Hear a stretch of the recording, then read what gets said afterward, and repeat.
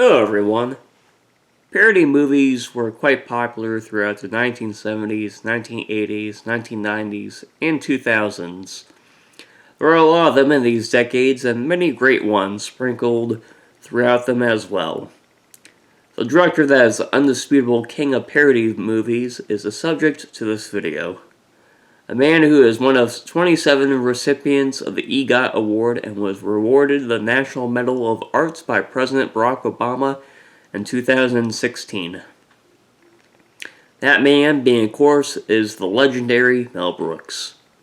Now this is obviously going to be a long video, but it's worth it for a man that has had a legendary career. Mel Brooks was born on June 28, 1926 in New York City, U.S. His full name is Melvin James Kaminsky. He is an American filmmaker, actor, comedian, and songwriter. His influences are Jack Benny, Bob Hope, Sid Caesar, Harry Ritz, Fred Astaire, and Nikolai Gogol.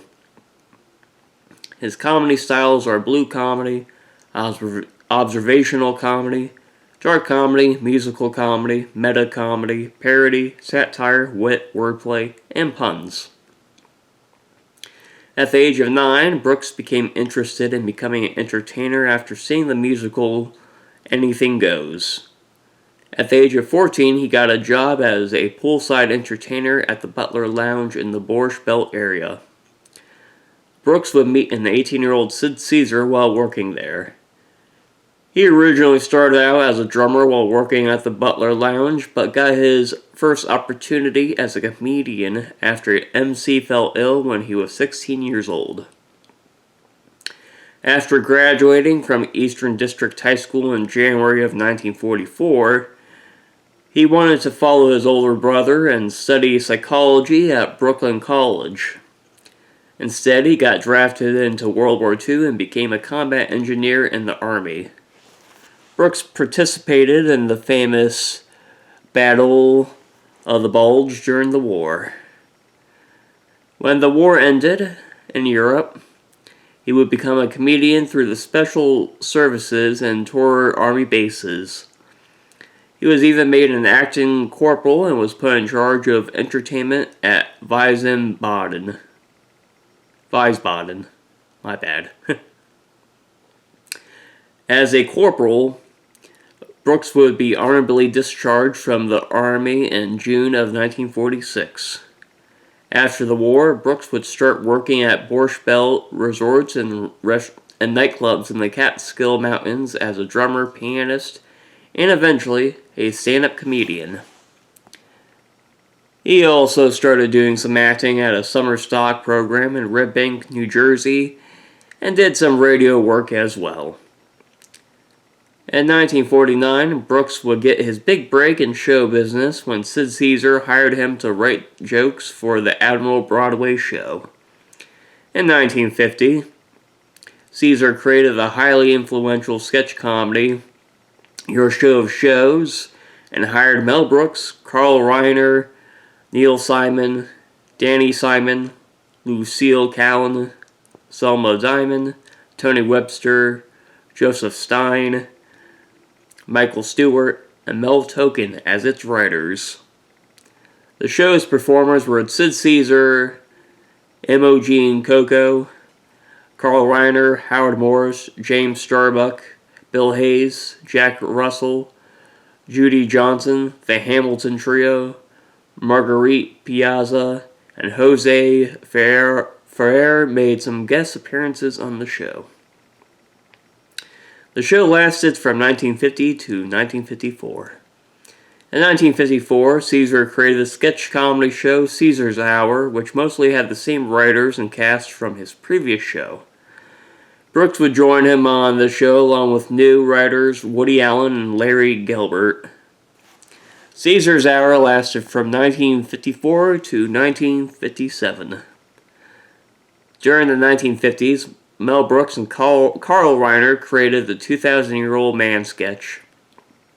They initially only performed the sketch at parties before Steve Allen managed to convince them to record an album for it. The sketch, along with some unrelated sketches to it, was released as a comedy album in 1960, and it became a huge hit. The duo would release 4 more albums together and even create an animated special for their most famous sketch. In February of 1961, the duo debuted their 2,000-Year-Old Man routine on television for the first time on The Ed Sullivan Show. 8 months later, they performed it on The Steve Allen Show. And in 1965, Mel Brooks and Buck Henry would create Get Smart. The show was a parody of the secret agent genre that was popular at the time. It starred Don Adams, Barbara Felton, and Edward Platt. The show ran from 1965 to 1970. In 1967, Brooks would make his directorial debut with The Producers. The movie was written by Brooks and stars Zero Mustrell, Gene Wilder, Kenneth Mars, and Dick Shawn. The movie is about an accountant and a theater producer concocting a scheme to make it rich by making a stage musical designed to fail. The movie initially received mixed reviews from critics, but is now considered a classic. This movie is also the first movie that Brooks would collaborate with the late composer John Morris. If John Williams is to Steven Spielberg, then John Morris is to Mel Brooks. He would compose a lot of soundtracks. To Brooks's movies. In 1970, Brooks would release his next movie titled The 12 Chairs. The 12 Chairs was one of 18 movie adaptations of the 1928 novel of the same name by Soviet authors Ilf and Petrov. The movie was written by Mel Brooks and stars Frank Langella, Ron Moody, and Dom DeLuise, with the latter being the first movie that he did with Brooks. The movie is a satire of the Soviet Union. The movie also marks the first time that Brooks would appear physically in one of his movies. The year of 1974, the year of 1974 would be the year that Mel Brooks would become a household name with the release of 2 of his arguably best movies that he ever made. The first one is Blazing Saddles. The movie was written by Mel Brooks, Richard Pryor, Andrew Bergman, Norman Steinberg, and Alan Euger. The movie stars Cleavon Little, Gene Wilder, Harvey Korman, Slim Pickens, Madeline Kahn, and Dom DeLuise. The movie is a parody of Western films and a satire of racism. I think it's Mel Brooks' funniest movie. The movie is his first parody film, and it's also the first movie of his to be rated R. The second movie that made Mel Brooks a household name in 1974 is Young Frankenstein. The movie was written by Gene Wilder and Mel Brooks. The movie stars Gene Wilder, Marty Feldman, Peter Boyle, Cloris Leachman, Terry Garr, Kenneth Mars, and Madeline Kahn. The movie is a parody of the old Universal Studio Frankenstein movies. I think Gene Wilder's acting in Young Frankenstein is his best out of the 3 movies he did with Brooks. Also, Young Frankenstein is Brooks' best-looking movie. In 1976, following the massive success of his previous 2 films, Brooks would release his next movie titled Silent Movie. As the name suggests, Silent Movie is a silent movie that parodies the silent film genre and also works as a satire of Hollywood of the 1970s and how major corporations were starting to buy up film companies at the time. This movie was written by Mel Brooks, Rudy DeLuca, Barry Levinson, and Ron Clark. The movie stars Mel Brooks, Marty Feldman, Dom DeLuise, Sid Caesar, and Bernadette Peters.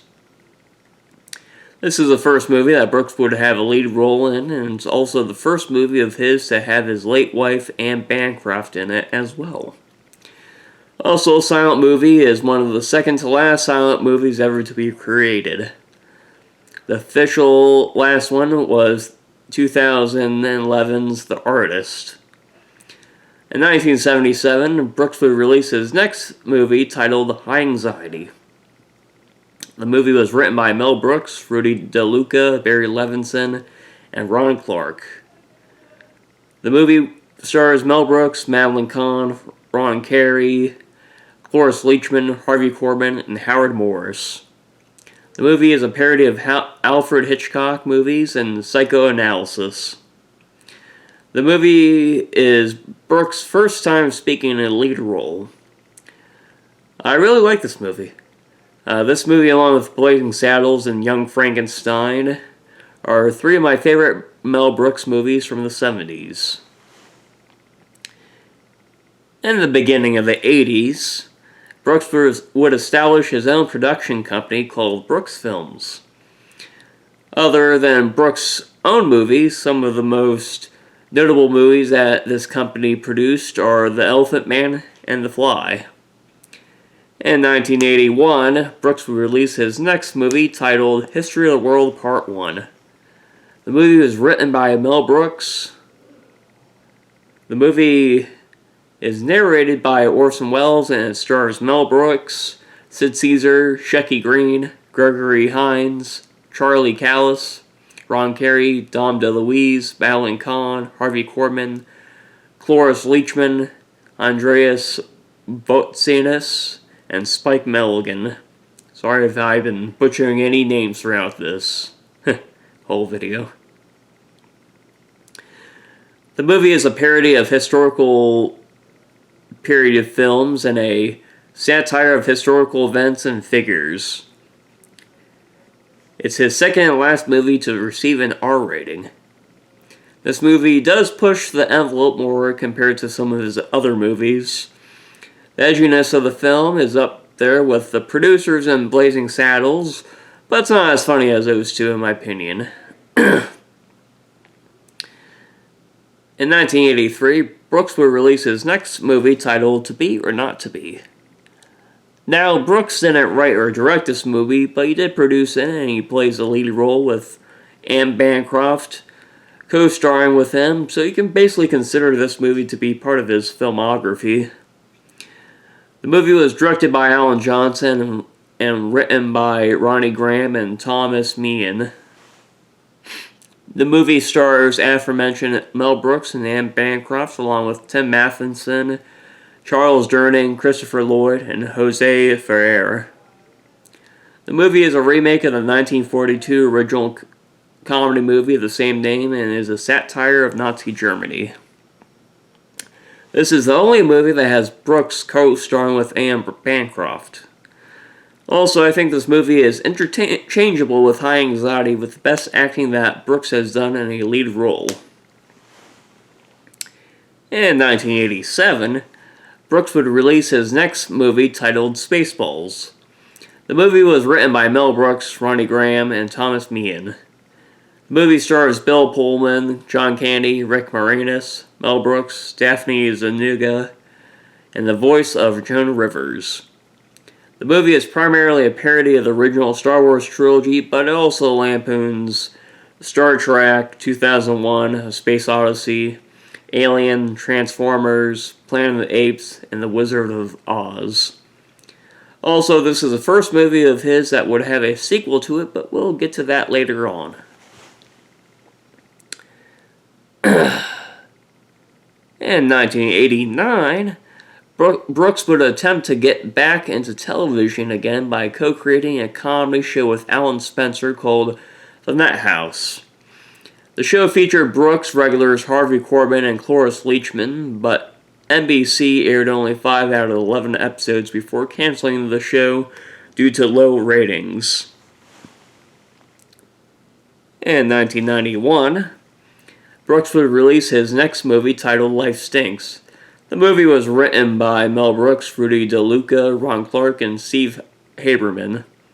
The movie stars Mel Brooks, Leslie Ann Warren, Howard Morris, and Jeffrey Tambor. This is one of the few films of Brooks that's not a parody. I'll give him credit for trying something original, though. This is also one of the 2 movies of his I haven't seen, since it has a poor reception by both critics and fans. We'll get to the second one here in a bit here real soon. I'm sure you guys can figure out which one that one is. In 1993, Brooks would release his next movie titled Robin Hood Men in Tights. The movie was written by Mel Brooks, Evan Chandler, and J. David Shapiro. The movie stars Carrie Ells, Amy Yazbek, Dave Chappelle, Richard Lewis, Roger Rees, Tracy Ullman, and Isaac Hayes. This is the second time since Brooks parodied the Robin Hood legend. The first happened in the mid-70s when Brooks co-created the short-lived comedy show When Things Were Rotten. Along with parodying the Robin Hood legend, he also parodied the 2 film adaptations of it, which are 1938's The Adventures of Robin Hood and 1991's Robin Hood, Prince of Thieves. This movie will be a return to form for Brooks and show that he still got it, but for not too long, though. In 1995, Brooks would release his last movie, titled Dracula, Dead and Loving It. The movie was written by Mel Brooks, Rudy DeLuca, and Steve Haberman. The movie stars Mel Brooks, Leslie Nielsen, Peter McNichol, Steven Weber, Amy Yazbek, Lizette Anthony, Harvey Korman, and Anne Bancroft. The movie parodies the 1897 novel Dracula, the 1931 film Dracula, the 1967 film The Fearless Vampire Killers, and the 1992 film Bram Stoker's Dracula. The visual style and production values of the movie pay homage to the Hammer horror films. Much like Life Stinks, I haven't seen this movie since it has a bad reception from both critics and fans. If I was doing a ranking of his movies, then I would be forced to watch both of them, but thankfully I'm not doing that. Throughout the 2000s, Brooks would create musical adaptations of his classics, The Producers and Young Frankenstein, with the former getting a movie adaptation. Brooks and Anne Bancroft would even star in a memorable season of Curb Your Enthusiasm, which was the show's 4th season. Brooks would co-create an adult animated sequel to Spaceballs called Spaceballs, the Animated Series, which had 1 season and 13 episodes. Brooks would also start getting into voice acting in animated movies during this time and would continue to the 2020s. In 2021, at the age of 95, Brooks would publish his memoir titled All About Me. It's a great read, and I highly recommend it. In 2023, Brooks would release a comedy series sequel to History of the World Part 1 called History of the World Part 2, which had 1 season and 8 episodes. In 2025, which is still this year at the time of this recording, Brooks announced that he is producing a sequel to Spaceballs, which is supposed to come out in 2027. Not long after this announcement, it was announced that Brooks would be executive producing a television project for FX called Very Young Frankenstein. I think it's quite inspirational that at the age of 99, Mel Brooks is still making things. I like to be 99 one of these days and still be making things. Well, that's all I have to say about the life of Mel Brooks. It's a legendary one, a really great one. He's a really great filmmaker and very funny man. At the time of this recording, guys, it's Christmas Day, and I hope you guys have had a great Christmas. Because by the time I get this release, it won't be Christmas anymore, so I hope you guys had a great one. And and this will be my last video as well for the year, which shouldn't be much of a surprise. If you like this video and want more like it, then like this video, share this video, and subscribe to my channel. I'm Vaughn Wesley, and have a good one.